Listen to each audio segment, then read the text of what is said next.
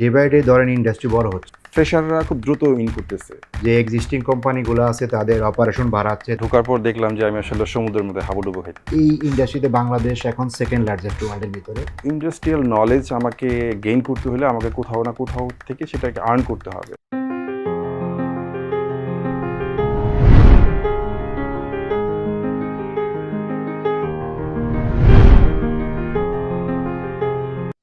আসসালামু আলাইকুম দর্শক, আমাদের সাথে যোগ দেওয়ার জন্য আপনাদেরকে অসংখ্য ধন্যবাদ। আজকে আমরা এসেছি এশিয়ান আমেরিকান পার্টনার্স নামের একটি কোম্পানি, যেটি মাল্টিন্যাশনাল কোম্পানি, ইউএস বেসড। সেই কোম্পানিতেই জব করেন, বর্তমানে কর্মরত আছেন আমাদের শান্ত মারিয়াম ইউনিভার্সিটি অফ ক্রিয়েটিভ টেকনোলজির একজন প্রাক্তন শিক্ষার্থী। আমি পরিচয় করে দিচ্ছি AKM শফিকুল ইসলাম। তিনি আমাদের এখানে মাস্টার্স করেছেন, MBA করেছেন প্রোডাক্ট অ্যান্ড ফ্যাশন মার্চেন্ডাইজিং এর উপর, এবং তিনি মাল্টি ন্যাশনাল কোম্পানিতে কিভাবে সফলতার সাথে কাজ করছেন এবং তার ইউনিভার্সিটি জীবনের অভিজ্ঞতা, কর্মজীবনের অভিজ্ঞতা, চলুন আজকে আমরা তার মুখে শুনবো কিভাবে তিনি এই টোটাল জার্নিটা পার করে আজকের অবস্থানে আছেন। তো প্রথমেই শফিকুল ভাই, আপনার কাছে আমরা জানতে চাচ্ছি যে আপনি শান্ত মারিয়াম ইউনিভার্সিটিতে মাস্টার্স করতে কেন আগ্রহী বলেন? অ্যাকচুয়ালি শান্ত মরিয়াম ইউনিভার্সিটিতে ভর্তি হওয়ার আগে আমি যে কোর্স আউটলাইনগুলো দেখেছি, সেই কোর্স আউটলাইনগুলো আমার কাছে অনেক বেশি প্র্যাকটিক্যাল মনে হয়েছে, আমার কাছে অনেক বেশি ইউজফুল মনে হয়েছে, এবং the resource they are offering are using, ওই রিসোর্সগুলো অনেক বেশি ইউজফুল মনে হয়েছে আমার প্র্যাকটিক্যাল লাইফের জন্য। এবং যেহেতু আমি গার্মেন্টস লাইনে জব করি এবং ওই রিলেটেড রিসোর্সগুলো আসলে অনেক বেশি হেল্পফুল এবং অনেক বেশি ইফেক্টিভ ছিল, যে কারণে আসলে বেসিক্যালি আমার শান্তিপুর ইউনিভার্সিটির সেই কোর্সগুলো জন্য আমার ওই ইউনিভার্সিটিতে বেসিক্যালি ভর্তি হওয়া। আপনার যদি মনে হয় যে শান্ত মারিয়াম ইউনিভার্সিটি আসলে আপনি যে পড়াশোনা করছেন, 2 বছর পড়াশোনা করছেন MBA in product and fashion merchandising এর উপরে, তো এই টোটাল কোর্স জার্নিটার অভিজ্ঞতা, অর্থাৎ আপনি সেখানে ইউনিভার্সিটির এনভায়রনমেন্ট, টিচার্স, মানে faculty members and others facility, এগুলো আপনাকে কিভাবে আপনি মনে করেন যে এগুলো আপনাকে কিভাবে সহযোগিতা করছে বা পড়ালেখার ক্ষেত্রে আপনাকে কিভাবে সাহায্য করছে? Actually the faculty members are really awesome. ওনারা অনেক বেশি হেল্পফুল ছিল, অনেক বেশি স্কিল্ড ছিলেন, এবং যেহেতু রিসোর্স আমি আগেই বলেছি, রিসোর্সগুলো অনেক রিচফুল ছিল। So actually the good teachers make the good students. So ওইটা আমাদের ক্ষেত্রেও হয়েছে, টিচাররা আমাদের যথেষ্ট হেল্পফুল ছিলেন। আমরা যখন যে বিষয়টা ওনাদের কাছে জানতে চাইছি, ওনারা মন খুলে সেটা আমাদেরকে এক্সপ্লেন করেছেন। অনেক টেকনিক্যাল ইস্যুসগুলো তারা আমাদেরকে খুব ইজিলি আমাদের সামনে প্রেজেন্টেড করেছেন। তো আসলে সেই জিনিসগুলো আমাদের প্র্যাকটিক্যাল লাইফের জন্য অনেক বেশি হেল্পফুল ছিল। আমাদের শিখার যে আগ্রহটা, সেই আগ্রহটা অনেক বেশি বেড়ে গিয়েছিল because of the presentation they are presenting.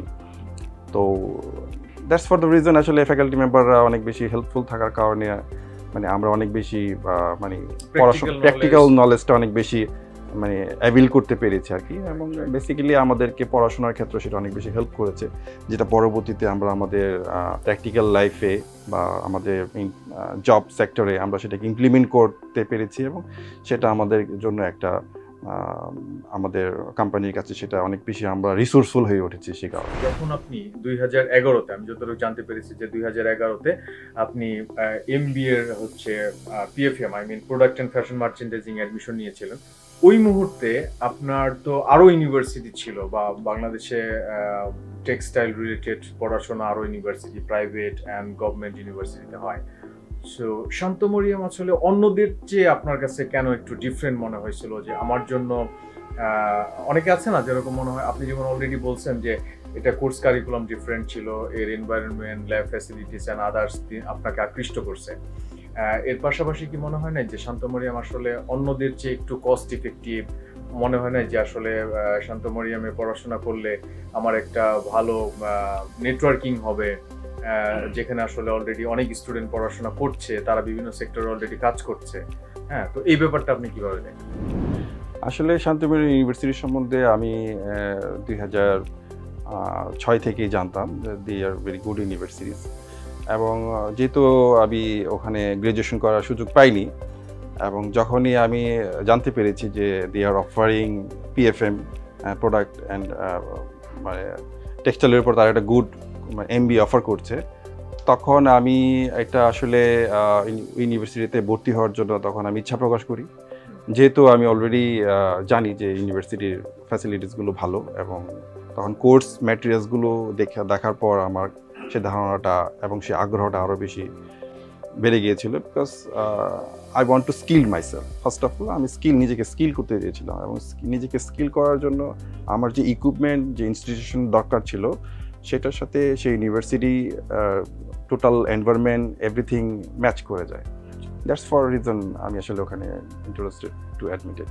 ইউনিভার্সিটিতে আপনি অ্যাডমিশন নিলেন, অ্যাডমিশন নেওয়ার পরে আপনি ক্লাস করছেন, আপনার একটা ফ্রেন্ড সার্কেল হচ্ছে, আপনার যারা হচ্ছে টিচার্স ছিলেন এবং ইউনিভার্সিটি অথরিটি, হ্যাঁ, সবার যে একটা মানে সামগ্রিক একটা এনভায়রনমেন্ট, সবাইকে মিলে যে ইউনিভার্সিটির একটা পরিবেশ, মানে পড়াশোনার পরিবেশ, সেই পড়াশোনার পরিবেশটা আপনার কেমন লাগছে?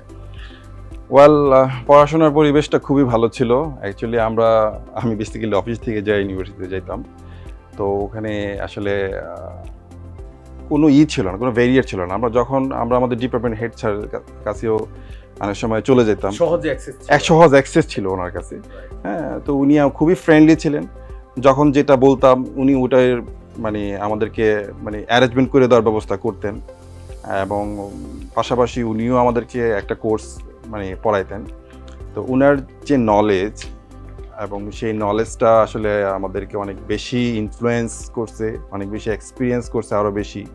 আচ্ছা শফিকুল ভাই, আমরা তো ইউনিভার্সিটি নিয়ে অনেক কথা বললাম, এবার আমরা একটু ইন্ডাস্ট্রি নিয়ে কথা বলি। তো বাংলাদেশের বর্তমান পার্সপেক্টিভে এখন টেক্সটাইল ইন্ডাস্ট্রির আসলে কি অবস্থা, আপনার কি মনে হয় এর বর্তমান অবস্থা কি, এবং ভবিষ্যৎটা কতদূর কি হতে পারে?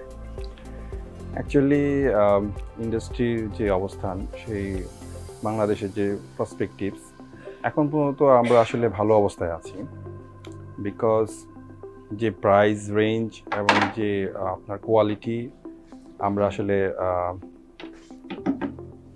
অফার করতে পারি, সেটা আসলে that is very much competitive, যেটা আসলে আমাদেরকে এখনও মার্কেটে one of the most important supplier country হিসেবে অধিষ্ঠিত আছে। আর বেসিক্যালি হচ্ছে কি আমাদের মানে যদি ফিউচারের কথা বলি, we are growing every year. আমাদের যে বার্ষিক যে রপ্তানির যে লক্ষ্যমাত্রা, সেটা we are increasing every year. That means we have a sustainable future for this garments industries. So মানে যারা এখন হচ্ছে একদম সদ্য ইন্টারমিডিয়েট পাস করেছে, বা যারা এইচএসসি লেভেল মানে পাস করেছে, তো আপনি মনে করেন তারা যদি এই মুহূর্তে এই ফ্যাশন ডিজাইন কিংবা টেক্সটাইল ইন্ডাস্ট্রিতে এক্সপার্ট হতে চায় বা কাজ করতে চায়, সেক্ষেত্রে আপনি কি মনে করেন যে এটা তাদের ভুল ডিসিশন হবে না, কিংবা এটা তাদের জন্য এখনো সঠিক ডিসিশন, বা তাদের ক্যারিয়ারের ক্ষেত্রে এখনো এটা খুব মানে ক্যারিয়ারের জন্য এই টেক্সটাইল ইন্ডাস্ট্রিটা খুব ভালো হবে, এরকম মনে করেন? অ্যাকচুয়ালি ইন্ডাস্ট্রি তো গ্রোয়িং। আমরা কন্টিনিউয়াসলি মানে ইনভেস্টমেন্টের দিক থেকে যদি চিন্তা করি, many foreigner are coming to Bangladesh to invest more and more in this sector. That means we have some future. এবং আমরা তো সবসময় ইন্ডাস্ট্রিতে থাকবো না, একসময় আমরা চলে যাব। Some freshers will come, they will take place of us. তো এটা আসলে রোটেশনালি চলতেই থাকবে, যেহেতু clothing is a fashion, and this fashion will coming from the ancient time থেকে ক্লদিং একটা ফ্যাশন, একটা ট্রেন্ড, একটা নিডফুল আইটেম। সো এটা রিকোয়ারমেন্ট কখনো শেষ হওয়ার কথা না, যেহেতু আমাদের ক্লদিং এর রিকোয়ারমেন্ট শেষ হবে না, so the industries will never vanish. Right, সেটাই। অনেকে আমাদের কাছে দেখা গেল কোশ্চেন করে, কিংবা অনেকে জানতে চায়, বা আমাদের যারা অ্যাডমিশন কনসালটেন্ট আছেন ইউনিভার্সিটিতে, তো তাদের কাছে অনেক গার্জিয়ান কিংবা স্টুডেন্ট আসলে জানতে চায় যে আসলে টেক্সটাইল ইন্ডাস্ট্রির দিকে পা বাড়ানো ঠিক হবে কিনা, একটু সন্দিহান, একটু কনফিউজ যে সামনে ইন্ডাস্ট্রির ভবিষ্যৎ কি হতে যাচ্ছে, কিংবা আসলে এই ক্ষেত্রে চাকরির যে বাজারটা সেটা নষ্ট হচ্ছে কিনা, আমরা ভুল পথে যাচ্ছি কিনা। সো দ্যাটস ওয়ে আমরা জানতে চাইলাম যে আসলে বর্তমান অবস্থাটা কি, কারণ আপনি তো এখন বর্তমানে এই ইন্ডাস্ট্রিতেই আছেন। তো আপনার কাছে আরেকটু জানতে চাবো ইন্ডাস্ট্রি নিয়েই, যে ইন্ডাস্ট্রিতে আপনি আজকে কত বছর কাজ করছেন আসলে? Around 14 years. 14 ইয়ার্স কাজ করছেন। তো এই কোম্পানিতে এখন বর্তমানে আপনার পজিশনটা কি আছে? এখানে আমি আসলে অ্যাসিস্ট্যান্ট ম্যানেজার হিসেবে আছি। অ্যাসিস্ট্যান্ট। তো এই 14 ইয়ার্সে আপনার তো শুরু থেকেই, যদিও আপনি গ্র্যাজুয়েশন অন্য একটা সাবজেক্টে করেছেন, তারপরে আপনি মাস্টার্স করেছেন হচ্ছে টেক্সটাইল রিলেটেড একটা সাবজেক্টে, তার আগে থেকেই আপনি আসলে জব করতেন এই টেক্সটাইল ইন্ডাস্ট্রিতে। তো কোন বিষয়টা আপনাকে, যখন আপনি জবে ঢুকলেন, তো কোন বিষয়টা আপনার এই টেক্সটাইল ইঞ্জিনিয়ারিং এ মানে টেক্সটাইল সেক্টরে ঢোকার জন্য আকৃষ্ট করেছিল, মানে জব সেক্টরে আপনি আপনার ক্যারিয়ার হিসেবে কেন এই টেক্সটাইল ইন্ডাস্ট্রিটা বেছে নিয়েছেন? আরো তো ইন্ডাস্ট্রি আছে প্রচুর, সো আপনি এটাই কেন বেছে নিলেন? অ্যাকচুয়ালি আমি যখন এই সেক্টরে আসি, এটা অনেকটা হুট করে চলে আসা। তো আসলে আমার আসলে তেমন কোনো ধারণা ছিল না এই ইন্ডাস্ট্রির সম্বন্ধে। তো আসলে ঢোকার পর দেখলাম যে আমি আসলে সমুদ্রের মধ্যে হাবুডুবু খাইতেছি। তো সেটা আমার জন্য অনেক বেশি পেইনফুল ছিল, because I don't know nothing. মানে শুরুর দিকে আমি কিছুই জানতাম না, যেহেতু আমি রিলেটেড আমার কোনো নলেজ নাই। সো আমাকে অনেক বেশি স্ট্রাগল করতে হয়েছে, এবং luckily I was survive. But not lakh, মানে এটা সবার ক্ষেত্রে কাজ নাও করতে পারে, বাট আমার ক্ষেত্রে কাজ করছে, আমি আসলে লাকিলি সারভাইভ হয়ে গেছি। দেন একটা সময় আমার কাছে যেটা ফিল হয়েছে যে actually practical knowledge is not enough to survive in this sector. I need some industrial knowledge. তো ইন্ডাস্ট্রিয়াল নলেজ আমাকে গেইন করতে হলে আমাকে কোথাও না কোথাও থেকে সেটাকে আর্ন করতে হবে, এবং সেই আর্নিংটা আমি শান্ত মিডিয়াম থেকে করেছি, এবং কনফিডেন্টলি আমি বলতে পারবো যে আসলে সেই আর্নিংটা বিফলে যায়নি। আচ্ছা, যেমন আপনি একটা স্বনামধন্য প্রতিষ্ঠানে এখন জব করছেন, কর্মরত আছেন, প্রচুর বায়ার হ্যান্ডেল করতেছেন, কিংবা সাকসেসফুলি আপনার ক্যারিয়ারে ধরতে গেলে আপনি একটা অবস্থানে পৌঁছেছেন। কিন্তু এই আপনার যারা ক্লাসমেট ছিল কিংবা কোর্সমেট ছিল, যারা আপনার সাথেই পড়ছে, তো অনেকেই কিন্তু আছে যে আসলে এতটুকু সফলতার মুখ দেখে নাই, ঠিক আছে, কিংবা তারা অনেকের সাথে কথা বলে বোঝা যায় যে আসলে তারা খুব হতাশ, যে আমি আসলে এই সেক্টরে কেন ঢুকলাম, আমার আসলে অন্য কিছুতে যাওয়া উচিত ছিল। যেরকম আমরা গ্র্যাজুয়েশন করেই কিন্তু আমাদের মধ্যে একটা ফ্রাস্ট্রেশন আসে, যে কোনো সাবজেক্টে পড়লে মনে হচ্ছে যে এটা আমার জন্য না, আমার জন্য ওইটা ছিল, আমি এটাতে এসে আসলে বিপদে পড়ে গেছি। তো এই যে একটা ওভারকাম করার কিন্তু একটা মনোবল লাগে। যেমন আপনি বললেন যে শুরুতে আমি এসে একটা সাগরে হাবুডুবু খাইছি, হ্যাঁ, আমি কিছুই জানতাম না, বুঝতাম না, তারপরে সেগুলো ওভারকাম করে যখন আপনি বুঝতে পারলেন যে আপনার একটা MBA সার্টিফিকেটও দরকার, দেন এটা আপনার ক্যারিয়ারে আরেকটা ভ্যালু যোগ করবে। সো এই যে আপনি বুঝে বুঝে ধাপে ধাপে একটা পজিশনে আসছেন, ইনশাল্লাহ আরো অনেক দূর যাবেন। তো এই যে আপনার একটা সফলতার মানে ব্যাপার চলে আসছে, এখন হয়তো আপনি আপনার কর্মজীবন নিয়ে আপনি অনেকটা হ্যাপি, কিন্তু যারা ব্যর্থ হলো, যারা হতাশায় ভুগছে, আপনি কি মনে করেন যে তারা আসলে কেন, মানে কোন জায়গাটাতে ভুল করার কারণে তারা হতাশায় ভুগছে? অ্যাকচুয়ালি আমরা যখন মানে MBA-তেই পড়াশোনা করছি, সেটার উত্তর আমাদের কোর্সের মধ্যে ছিল যে everything need to be planned. হ্যাঁ, সব কিছু প্ল্যান্ড ওয়েতে আগাইতে হবে, এবং শুধু আমি technically sound that is not good enough to sustain or survive in this industry. আমাকে কমিউনিকেশনে ফার্স্ট হইতে হবে, আমাকে IT সেক্টরে ফার্স্ট হইতে হবে। হ্যাঁ, অনেকগুলো কম্বিনেশন দরকার, এবং সেই কম্বিনেশনগুলো করার জন্য একটা প্ল্যান দরকার, একটা this is call A master plan. So plan অনুযায়ী আগানোটা এটা খুবই জরুরি।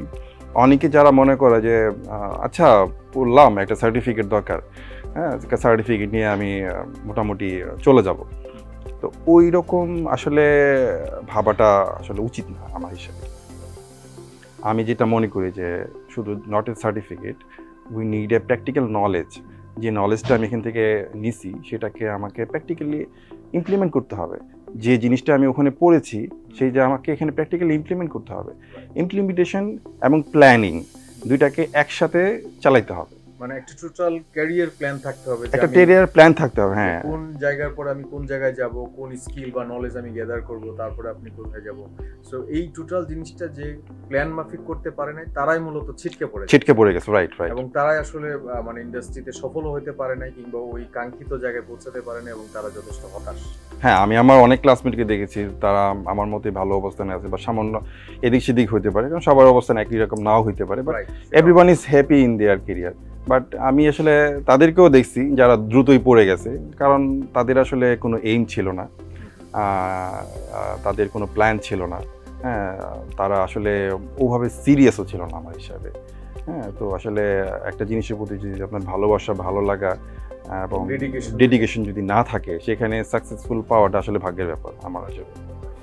সো আপনি যদি মনে করেন যে আপনি, অনেকে বলে যে আগে যারা এখন থেকে 10 বছর আগে, 14 বছর বা 20 বছর আগে যারা ইন্ডাস্ট্রিতে ইন করছে, তাদের জন্য মানে ইন্ডাস্ট্রিটা খুবই ভালো একটা জায়গা ছিল, কাজের অপরচুনিটি ছিল, তারা আসলে সহজেই কাজ পেয়েছে কিংবা তারা আসলে মার্কেটে খুব সফল।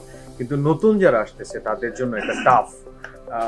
বেসিক্যালি অনেক গ্র্যাজুয়েট বের হচ্ছে প্রতি বছর, টেক্সটাইল, ফ্যাশন, মার্চেন্ডাইজিং বা এমএমটি যাই বলেন। সো নতুন যারা, তাদের জন্য আসলে ইন্ডাস্ট্রি এখন কতটুকু চ্যালেঞ্জ, অ্যাক্সেস নেওয়াটা কতটুকু চ্যালেঞ্জিং আপনি মনে করেন নতুনদের জন্য?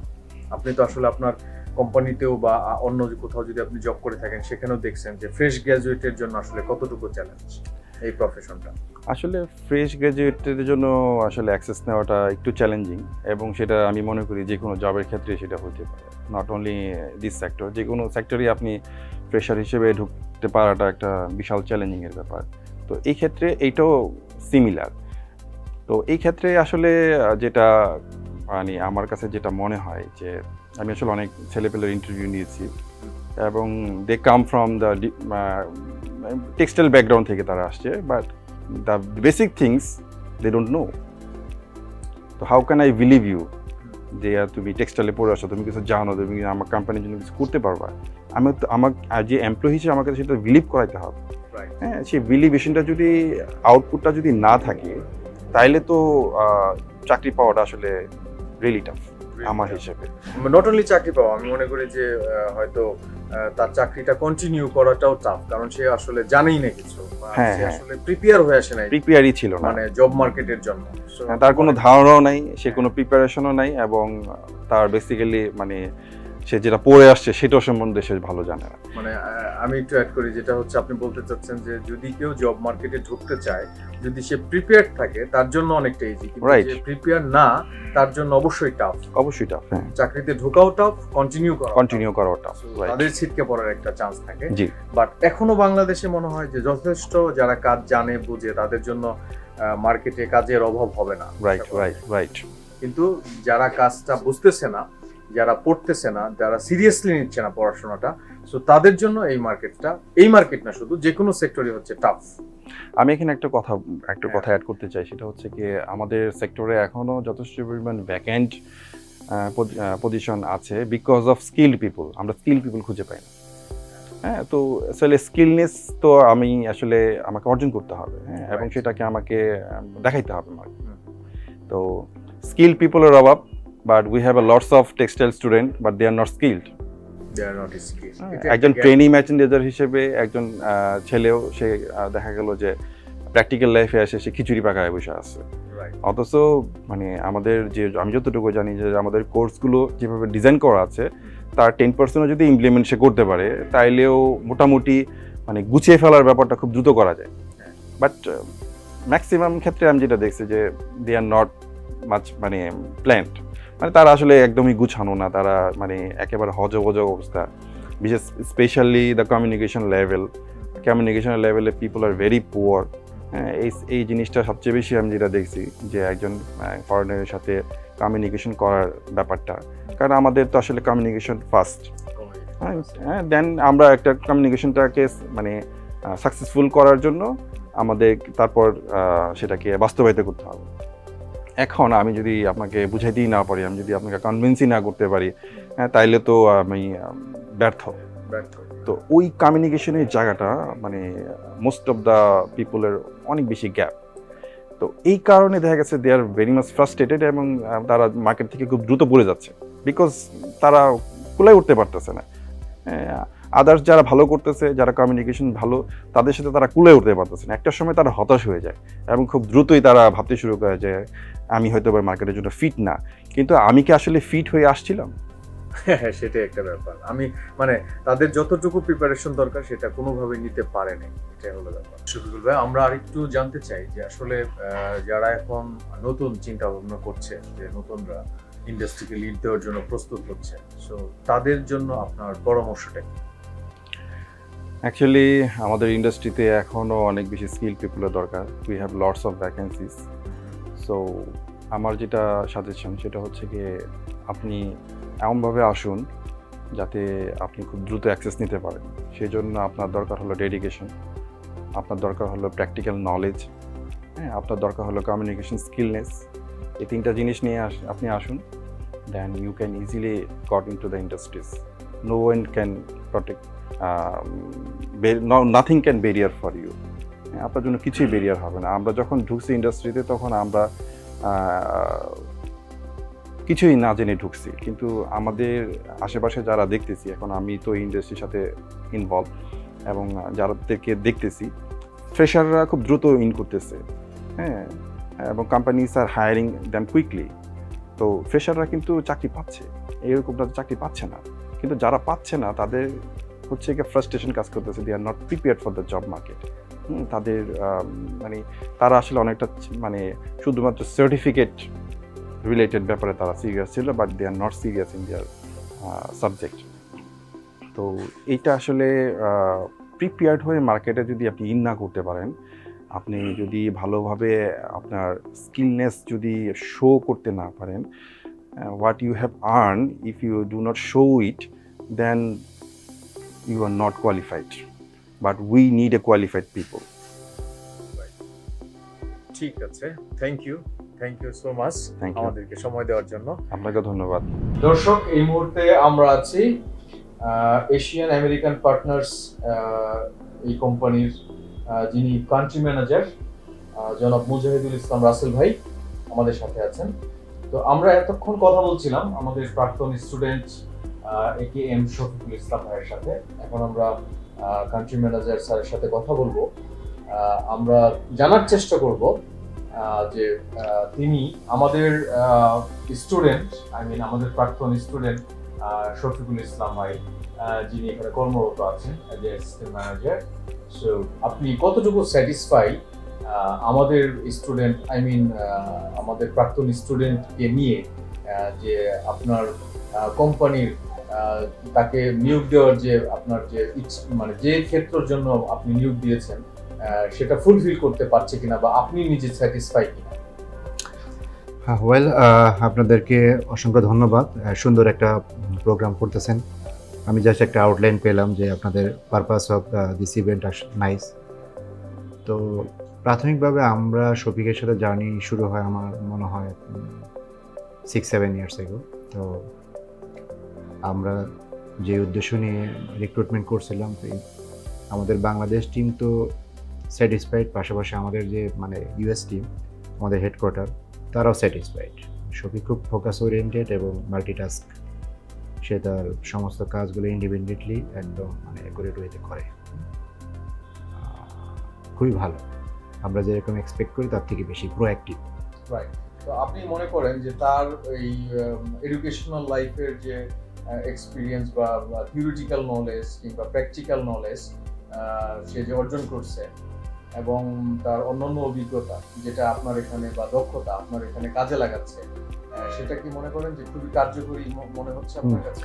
অবশ্যই এই জিনিসটা খুবই ইম্পর্টেন্ট, কারণ এই সেক্টরটাই হচ্ছে একটা মানে স্কিল সেক্টর। এখানে ধরেন ফ্রেশারদের দিয়ে কাজ করানোটা একটু শুরুতে চ্যালেঞ্জিং, কিন্তু সেই ক্ষেত্রে যদি একটা ইন্ডাস্ট্রি থেকে একটা এই রিলেটেড ব্যাকগ্রাউন্ড বা এই ধরনের কোনো মানে ডিপ্লোমা হোক বা যেটা একটা ভালো একটা থিওরিটিক্যাল এডুকেশন নিয়ে আসে, পাশাপাশি প্র্যাকটিক্যাল একটা ট্রেনিং থাকে, দেন এটা আসলে খুব ভালো হয়। শুরুতে ধরেন 15-20 দিন বা 1 মাসের মধ্যে তারা সব কিছু মানে আয়ত্ত করে নিতে পারে, এবং তাদের জন্য তাদেরকে শেখানো এবং তারা আউটপুট করাটা খুব ইজি হয়। কিন্তু ফ্রেশদেরকে ট্রেন আপ করতে গিয়ে অনেক চ্যালেঞ্জ ফেস করতে হয় এবং মানে অনেক সময় লেগে যায়। আর আমাদের এই ইন্ডাস্ট্রিটা খুব বিজি এবং প্রতিটা দিনই আমাদের কাছে কোনো ইম্পর্টেন্ট, হ্যাঁ। তো মানে একটা কাজ যদি আমরা সময়ের মতো না করতে পারি, দেন এটা 7 দিন পরে করলে এটা আমাদের অনেক বড় ইমপ্যাক্ট হয়। সো এই কারণে একটা এমপ্লয়ি যত তাড়াতাড়ি ট্র্যাকে ওঠে, সে দায়িত্ব পালন করে, এটা প্রত্যেকটা কোম্পানির জন্য খুব গুরুত্বপূর্ণ। সো প্রত্যেকটা ইন্ডাস্ট্রির জন্য আমি মনে করি যে সাবসিডিয়ারি একটা এরকম এডুকেশনাল, আমাদের প্র্যাকটিক্যাল মানে টেকনিক্যাল এডুকেশন থাকা উচিত, যেটা মানে এই ইন্ডাস্ট্রিকে আরও বেগবান করে। তো আপনি মনে করেন যে বাংলাদেশে যারা টেক্সটাইলের উপরে বা কিংবা এই সেক্টরের উপরে পড়াশোনা করে আসতেছে, গ্র্যাজুয়েশন করে আসতেছে বা পোস্ট গ্র্যাজুয়েশন করে আসতেছে, তারা এই জব মার্কেটটা কি যে চাহিদাটা সেটা ফুলফিল করতে সক্ষম হচ্ছে? না, সক্ষম তো হচ্ছে। আমার মনে হয় যে আমাদের আরও ডিমান্ড আছে, আরও ডিমান্ড আছে। কেন? যে ডে বাই ডে ধরেন ইন্ডাস্ট্রি বড় হচ্ছে, যে এক্সিস্টিং কোম্পানিগুলো আছে তাদের অপারেশন বাড়াচ্ছে, তাদের এমপ্লয়ি সাইজ বড় হচ্ছে এবং নতুন নতুন এন্টারপ্রেনিয়ার আসতেছে, তারা ইন্ডাস্ট্রি সেট আপ করতেছে এবং মানে প্রতিদিন বয়সের সাথে সাথে অনেক লোক ধরেন রিটায়ারমেন্টে চলে যাচ্ছে। সো একটা গ্যাপ থেকে যাচ্ছে। তো এই গ্যাপটা যাতে না হয়, শূন্যতা তৈরি না হয়, তার কারণে আপনার আরও মানে যত বেশি আসবে তত ভালো এটা। রাইট। সো আপনার কাছে আরেকটু জানতে চাবো যে অনেক স্টুডেন্টস আছে বা গার্জিয়ানস আছে, তারা আসলে কনফিউশনে থাকে যে আসলে টেক্সটাইল ইন্ডাস্ট্রিটা আসলে বর্তমানে কোন দিকে যাচ্ছে, এটা আসলে ক্যারিয়ার হিসেবে বেছে নেওয়ার জন্য একটা পারফেক্ট সেক্টর, নাকি আসলে এটা আমি অনেক বেশি চ্যালেঞ্জের মুখে পড়বো, নাকি আসলে আমি জবই পাবো না, নাকি আসলে আমার পুরো ক্যারিয়ারটাই ব্যর্থ হয়ে যাবে। তো এগুলো নিয়ে প্রচুর কোশ্চেন আছে এবং গার্জিয়ান প্লাস স্টুডেন্ট নিজেও আসলে কনফিউশনে ভোগে, কারণ তারা আসলে আমাদের দেশে কিন্তু অনেক সময় সুযোগ হয় না যে সরাসরি ইন্ডাস্ট্রির ভেতরে ঢুকে তথ্যটা নেওয়া, ঠিক আছে। তারা নিউজ পেপারে যা পায় কিংবা সিনিয়রের কাছে যা শুনে, কোনো বড় ভাই কিংবা এরকম কোনো আশেপাশের মানুষের কাছে যা শুনে, সেটার উপরে তারা একটা ক্যারিয়ারের ডিসিশন নেয়। কারণ বাংলাদেশে কিন্তু ক্যারিয়ার কাউন্সেলিং এর জন্য আসলে খুব প্রপার জায়গা নাই। না, কিছু কিছু ইউনিভার্সিটি আছে বা অনেকেই আছে যে আসলে ক্যারিয়ার কাউন্সেলিংটা করে, কিন্তু একদম প্রফেশনাল ক্যারিয়ার কাউন্সেলিংটা বাংলাদেশে নাই। সো ইন্ডাস্ট্রির সরাসরি কাছে এসে সেই তথ্যটা জানার সুযোগ সবার থাকে না। তো আপনার কাছে সেটাই আমি একটু জানতে চাবো যে একদম ফ্রেশার্সদের জন্য বা নতুন যারা ইন্ডাস্ট্রিতে একদম এইচএসসি পাস করে ঢুকতে চাচ্ছে, গ্রাজুয়েট করতে, তাদের গার্জিয়ান এবং সেই স্টুডেন্টের জন্য যদি আপনি ক্যারিয়ার কাউন্সিলর হিসেবে যদি একটু কথা বলেন, ইন্ডাস্ট্রি এক্সপার্ট হিসেবে, যে তাদের জন্য এই ইন্ডাস্ট্রিকে ফোকাস থেকে পড়াশোনা করা কিংবা ইন্ডাস্ট্রির হাল ধরা, হ্যাঁ, তাদের জন্য আসলে কতটুকু ভালো হবে কিংবা ভবিষ্যতের জন্য কতটুকু বেনিফিটেড হবে, শুধুমাত্র সে নিজে বেনিফিটেড হবে না, দেশ কতটুকু তার কাছ থেকে বেনিফিটেড হবে, সেই সম্পর্কে একটু আপনি যদি সংক্ষেপে কিছু বলেন। না, আসলে কোশ্চেনটা মানে খুবই সময় উপযোগী এবং ইম্পর্টেন্ট, কারণ এটার ব্যাপকতা অনেক বেশি। তো নর্মালি আমাদেরকে এটা বাংলাদেশের প্রেক্ষাপটে চিন্তা করতে হবে যে আমাদের দেশটা কেমন, কী ধরনের আমাদের দেশের মানে আর্নিং সোর্সটা কীভাবে আসে। তো এটা যদি বলি, সেই ক্ষেত্রে আমাদের ধরেন ফরেন কারেন্সি বা রিজার্ভের সবচেয়ে মানে ইম্পর্টেন্ট সেক্টরটা হলো রেডিমেড গার্মেন্টস ইন্ডাস্ট্রি। সো সেই ইন্ডাস্ট্রিতে ধরেন একটা ক্যারিয়ার তৈরি হয়, এটা আসলে অনেক খুবই মানে একটা গর্বের বিষয় বলবো আর কি। এবং একটা স্টুডেন্ট যদি ধরেন মানে তার হায়ার সেকেন্ডারি শেষ করার পরেই যদি সে ডিসাইড করে যে না, আমি ইন্ডাস্ট্রিতে নিজের ক্যারিয়ারটাকে আমি গড়বো, সেই হিসাবে যদি সে এই ধরনের কোনো স্টাডিতে বা অ্যাডমিশন নিয়ে নেয়, তো তাইলে কিন্তু তার ক্যারিয়ার থেকে কোনো প্রকার মানে সময় নষ্ট হচ্ছে না। হ্যাঁ, সে দ্রুত সময়ের ভিতরে এটা শেষ করে এবং রাইট আফটার সে একটা ইন্ডাস্ট্রিতে ঢুকে যাচ্ছে এবং তার ক্যারিয়ার শুরু হয়ে যাচ্ছে। এবং উইদিন শর্ট টাইমের ভিতরে সে তার ভালো একটা পজিশন অ্যাচিভ করতে পারবে, সে যদি সিনসিয়ারলি কাজ করে। কারণ এই ইন্ডাস্ট্রিটা অনেক বড় এবং আপনি যদি চিন্তা করেন, যারা যে সমস্ত ফার্স্ট ওয়ার্ল্ড কান্ট্রি বা আরও উন্নত কান্ট্রি, এশিয়ার ভিতরে যে উন্নত কান্ট্রি, তারা কিন্তু ধরেন আমাদের মতো এরকম গার্মেন্ট ম্যানুফ্যাকচার করবে না, তারা সরাসরি পারচেস করবে। সো ম্যানুফ্যাকচারিংয়ের জন্য ধরেন যেই সমস্ত কান্ট্রিগুলো আছে, চায়না তারা অলরেডি কমাই দিছে, শুধুমাত্র মানে স্পেশাল কোনো প্রোডাক্ট ছাড়া তারা করতেছে না। দেন আসেন আপনি ভিয়েতনাম, ক্যাম্বোডিয়া, এই কান্ট্রিগুলো আছে, এইগুলা কম্পিটিশন বা ইন্ডিয়া আছে, এরা কিন্তু কম্পিটিটিভলি আমাদের থেকে হায়ার প্রাইস, এবং তাদের কোয়ালিটি লেভেলটাও বাংলাদেশের থেকে যে খুব একটা ভালো তা না। হ্যাঁ, তো সব মিলিয়ে এই ইন্ডাস্ট্রিতে বাংলাদেশ এখন সেকেন্ড লার্জেস্ট ওয়ার্ল্ডের ভিতরে। আমার বিশ্বাস যে নেক্সট ইয়ারের ভিতরে যে মানে হাইয়েস্ট এক্সপোর্টের যে একটা মাইল ফলক আছে, যেটা ভিয়েতনামকে বিট করা, সেটাও বাংলাদেশ করতে সক্ষম হবে। তো এই ইন্ডাস্ট্রি আসলে এটা ধরেন 2-4-5 বছরের ইন্ডাস্ট্রি না, এই ইন্ডাস্ট্রি চলবে। হ্যাঁ, শুধু তো সেখানে মানে কোনো প্রকার আসলে জব মার্কেটে চাকরি না পাওয়ার কিংবা আসলে না। সুযোগ না মানে পাওয়ার, এটার কোনো সুযোগ নেই। না। বিশেষ করে এখানে কাজের একটা মানে সুযোগ সব সময় অবশ্যই থাকবে। এই ইন্ডাস্ট্রিতে ধরেন পড়াশোনা করলে বেকার থাকার কোনো সম্ভাবনা নাই। সম্ভাবনা সম্ভাবনা যদি নাই। সে সে স্কিল skill থাকে। এবং ডেডিকেটেড থাকে। সব কিছুতে এক্সেপশন থাকে। একটা মানুষ তো সবাই তো আর সমান না। এখন সে ভর্তি হইলো, পড়াশোনা করলো না, বা সে তার তার এই সেক্টরের প্রতি মনোযোগী নাই, বা সে পছন্দ করতেছে না, এরকম হইলে তো সেটা আলাদা। কিন্তু কেউ একটা যদি এই বিষয়ে এই ইন্ডাস্ট্রিতে যেরকম আপনাদের ইউনিভার্সিটি আছে বা অন্যান্য যারা আছে, অবশ্যই তার বেটার ক্যারিয়ার করা সম্ভব। আমরা যেটা বলতে পারি, ধরেন এই কোম্পানির এক্সপিরিয়েন্স থেকে, যে আমরা যখন একটা রিক্রুটমেন্ট করতে যাই, তখন একটা ফ্রেশ লোক অ্যাপ্লাই করলো, প্লাস একটা এক্সপিরিয়েন্স লোক বা এই এই ব্যাকগ্রাউন্ডের থেকে আসলো, তো অবশ্যই কোম্পানি কিন্তু ওই যার এক্সপিরিয়েন্সটা আছে এই বিষয়ে, প্রফেশনাল ডিগ্রি আছে, হ্যাঁ, তাদেরকে কিন্তু প্রেফার করি। আমরা আবার এইদিকে ধরেন যারা ফ্রেশার আছে তাদেরকেও আমরা মানে আন্ডার এস্টিমেট করবো না, তাদেরকেও দরকার আছে, তাদেরকেও আমরা সুযোগ দিব। কিন্তু কম্পারেটিভলি যারা এই প্রফেশনাল সেক্টর, এই সেক্টরতে পড়াশোনা করে, তারা সুযোগটা বেশি পায়। ঠিক আছে, ধরেন আমরা বা এই সেক্টরতে পড়াশোনা করে আসলে একটা ছেলেকে মার্চেন্ডাইজিং যদি আসে, সে হয়তো কখনো কখনো কোনো ইন্ডাস্ট্রি সরাসরি মার্চেন্ডাইজার হিসেবে জয়েন করতে পারে, কখনো অ্যাসিস্ট্যান্ট মার্চেন্ডাইজার হিসাবে। কিন্তু একটা ফ্রেশ নিলে তাদেরকে আমরা ট্রেনি হিসাবে আমরা নিতে পারবো, সর্বোচ্চ তার বেশি নিতে পারবো না। বা তাদেরকে ধরেন ইন্টার্ন হিসাবে নিব, নেওয়ার পর তাদেরকে কাজ শিখে যখন তাদের একটা ব্যাকগ্রাউন্ড হবে, দেন তারপর আসতে তার জার্নির একটু টাফ হবে। আমাদের এই এশিয়ান আমেরিকান পার্টনার্স কতদিন ধরে আসলে বা কত বছর ধরে বাংলাদেশ অপারেশন করছে? আমাদের এই কোম্পানি বাংলাদেশে অপারেশন করতেছি আমরা 2009 সাল থেকে, সো অ্যারাউন্ড 15 ইয়ার্স। সো এর মধ্যে আপনি আসলে আমাদের ইউনিভার্সিটির স্টুডেন্ট কতজন পেয়েছেন বলে আপনার মানে ধারণা, মানে আনুমানিক? আমাদের কোম্পানিটা আসলে খুব একটা বড় না, ছোট কোম্পানি। আমাদের এমপ্লয়ি কারেন্টলি 25+। সো আমার এখানে আপনাদের ইউনিভার্সিটি সম্ভবত 1 বা 2 জন আছে, আর অন্যান্য ইউনিভার্সিটি আছে, তবে আমরা প্রিফার করি মানে ইন্ডাস্ট্রি। তো আমরা আলোচনার একদম শেষ পর্যায়ে চলে আসছি। আমরা শুধু এতটুকু জানতে চাই যে আপনার যদি নতুনদের জন্য আপনার পরামর্শ কি, যারা ইন্ডাস্ট্রিকে আসলে ভবিষ্যৎ বাংলাদেশে লিডিং দেবেন এবং যারা আসলে ইন্ডাস্ট্রিকে এগিয়ে নিয়ে যাবে, ঠিক আছে, আরো হয়তো রেমিটেন্সের পরিমাণ আরো বাড়াবেন, ঠিক আছে, তো সেক্ষেত্রে আপনি নতুনদের কাছে কি আশা করেন এবং তাদের কাছে আসলে কি পরামর্শ দিতে চান তাদেরকে? না, নতুনদের কাছে আমার পরামর্শ হচ্ছে যে একটা দেশের আসলে উন্নয়নের জন্য থিওরিটিক্যাল এডুকেশন, যেটা ট্রেডিশনাল শিক্ষা পদ্ধতি বলবো, তার পাশাপাশি প্র্যাকটিক্যাল বা টেকনিক্যাল এডুকেশনটা খুবই গুরুত্বপূর্ণ।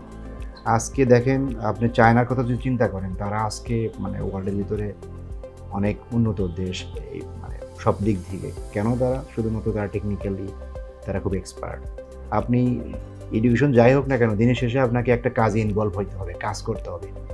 তো সেই কাজটার সম্পর্কে সঠিক ধারণা যদি স্টুডেন্ট লাইফ থেকে সে পেয়ে যায়, তাহলে সেটার মানে দুইটার কম্বিনেশনে এটা ভালো রেজাল্ট পাওয়া সম্ভব।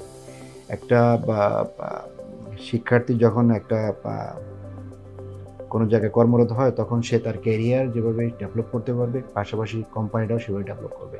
একটা কোম্পানি যখন ডেভেলপ করবে, এইভাবে আরও 8-10টা কোম্পানিও ডেভেলপ করবে, দেন এইভাবে আস্তে আস্তে আপনার দেশটাও ডেভেলপ করবে, আমাদের ফরেন কারেন্সি আরও বাড়বে, আমাদের রেভিনিউ, ফরেন কারেন্সি রিজার্ভ বাড়বে, দ্যাট মিনস আমাদের জিডিপি বেড়ে যাবে, দেশটা উন্নত হবে। আমরা ধরেন মধ্যম আয় থেকে আরও উন্নত দেশের দিকে চলে যাবো আর কি। সবই সম্ভব, নাথিং ইজ ইম্পসিবল। তো আপনাকে অনেক ধন্যবাদ আমাদেরকে এতটুকু সময় দেওয়ার জন্য, এবং আপনাকেও ধন্যবাদ, সুন্দর একটা উদ্যোগ গ্রহণ করছেন। কারণ সাধারণ যারা এই ইন্ডাস্ট্রির বাইরে, এদেরকে এই ইন্ডাস্ট্রিতে নলেজ নাই, তাদের আসলে এটা সম্পর্কে জানা সম্ভব না। তো সেই সুযোগটা আপনারা করে দিচ্ছেন, এটা আসলে আমি মনে করি দেশের অনেক মানুষ, সাধারণ মানুষ বা অনেক শিক্ষার্থী উপকৃত হবে এবং তারা তাদের মানে যখন তারা হায়ার স্টাডি শুরু করবে তারা সিদ্ধান্ত নিতে সহজ হবে তাদের জন্য। এবং যারা আসলে ভুল ধারণা নিয়ে আছে না, তাদেরও ভুল ভাঙবে আর কি। অবশ্যই অবশ্যই না, ভুল ধারণার কোনো অবকাশ নাই, কারণ যতগুলা সেক্টর আছে তার ভিতরে ধরেন এই আরএমজি সেক্টর থেকে সবচেয়ে বেশি ফরেন রিজার্ভ বা ফরেন কারেন্সি আসতেছে, এটা তো মানে মানে বলার কিছু নাই, এটা তো সবাই এখন টেকনোলজি যুগ, সবাই দেখতে পারে। হ্যাঁ? আমাদের সেন্ট্রাল ব্যাংক আছে বা সব জায়গায় এটা ওপেন আছে সব কিছু নিয়ে, তাই না? সবচেয়ে বিগেস্ট ইন্ডাস্ট্রি এটা এবং সবচেয়ে বড়ই থাকবে এবং আস্তে আস্তে এটা বাংলাদেশকে সবসময় লিডিং পজিশনে। আজকে ধরেন বাংলাদেশকে অনেক কান্ট্রি চিনে না, কিন্তু মেড ইন বাংলাদেশ এটা সবাই চিনে। হ্যাঁ। আমারও অনেক দেশের বাইরে ভ্রমণ করার সৌভাগ্য হয়েছে, অনেক অনেক লোকজনের সাথে পরিচয় হয়েছে, মানে বাংলাদেশ তারা মানে ওইভাবে চিনতো না বা এখনও অনেকে চিনে না, কিন্তু যখন আমরা বলি যে এরকম এই ব্র্যান্ড H&M বা ওয়ালমার্ট মেড ইন বাংলাদেশ, তারা তখন ইজিলি চিনে ফেলে। মানে ভৌগোলিক লোকেশন কোথায় এটা ব্যাপার না, কিন্তু তারা জানে বাংলাদেশ ওয়ার্ল্ড এক্সিস্ট করে এবং এটা ভালো এবং এটা গার্মেন্টস ম্যানুফ্যাকচারের জন্য বেস্ট কান্ট্রি, এটা তখন ভালো লাগে আর কি। জি, আপনাকে অসংখ্য ধন্যবাদ।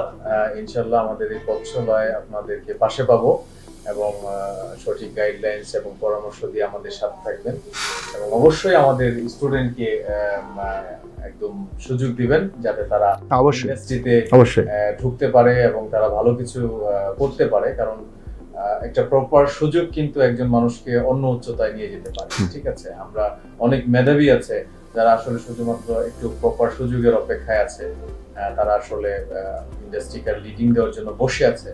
সো আই হোপ এই ইন্ডাস্ট্রি এবং ইউনিভার্সিটি, আমরা আসলে এক্সপার্ট তৈরি করতে পারছি না, তৈরি করছেন আপনারা, কিন্তু আমরা আসলে একটা গ্র্যাজুয়েট স্টুডেন্টকে রেডি করে দিতে পারছি মার্কেট প্লেসের জন্য। আপনারা তাকে ব্যবহার করে হয়তো ইন্ডাস্ট্রি এক্সপার্ট বানাবেন এবং দেশের জন্য ভালো কিছু করার সুযোগ দিবেন। অবশ্যই আপনারা সবচেয়ে মেইন কাজটা করতেছেন, একটা লোককে ডিসিশন মেকিং এর জন্য আপনারা রাইট একটা প্ল্যাটফর্ম দিচ্ছেন, দেন তারা ফান্ডামেন্টাল যে নলেজটা তারা আপনাদের মাধ্যমে পেয়ে আসতেছে, দেন আমাদের কাছে আসতেছে, আমাদের মানে সাপোর্টের কারণে তারা একসময় ইন্ডাস্ট্রি লিডার হয়ে যাবে। হ্যাঁ, তার মানে ভবিষ্যতে যে স্টুডেন্টগুলো আসবে আর এক সময় ইন্ডাস্ট্রিকে লিড করবে, তারা কোম্পানির টপ পজিশনগুলো হোল্ড করবে। আজকে আমাদের দেশে এখনও অনেক বাইরের এমপ্লয়ি আছে, ফরেন এমপ্লয়ি আছে, এগুলো একটা ভবিষ্যতে হয়তো থাকবে না, কমে যাবে। আমাদের স্টুডেন্টরা যখন তারা সব ধরনের মানে মানে মডার্ন ইনফরমেশন বা মডার্ন টেকনোলজি সম্পর্কে যাবে, কারণ এখানে আপনার এই গার্মেন্টস সিটির সাথে মডার্ন টেকনোলজি অনেকটা কানেক্টেড। সো এইসব বিষয়ে যখন তারা করবে এবং তাদের ক্যারিয়ারের ভিতরে এক্সপিরিয়েন্সের সাথে ওইটার সাথে সমন্বয় হবে, দেন এই যে ফরেন এমপ্লয়ের যে গ্যাপটা একটা সময় তারা যখন টপ লেভেলে যাবে তারা এই গ্যাপটা পূরণ করতে পারবে এবং তারা আরও বেশি ফিডব্যাক দিতে পারবে, কারণ ওই কান্ট্রিগুলোতে বাংলাদেশের মতো এই ফ্যাশন টেকনোলজি, গার্মেন্টস, টেক্সটাইল নিয়ে ওইরকম মানে হায়ার এডুকেশনের ওইরকম ব্যবস্থা আমার মনে হয় নাই।